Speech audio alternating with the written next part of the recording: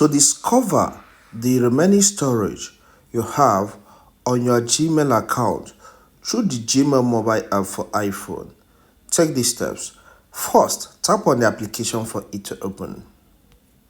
On tapping on the application, tap on your profile icon, which is usually at the top right. In this case, mine is G, so I will tap on that G icon. Your own may be your picture, alright?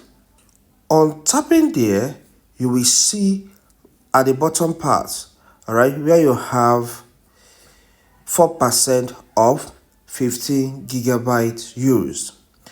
For every Gmail account, you are given a free storage of 15 gigabytes. So you can see here, I have just used 678.55 MB. If for any reason you want to clear everything you have on the account, right, for it to be formatted and you stay clean, just take the step by clicking on clean up space and follow the on-screen guide. All the files, all the emails you have received on your Gmail account will go when you do that.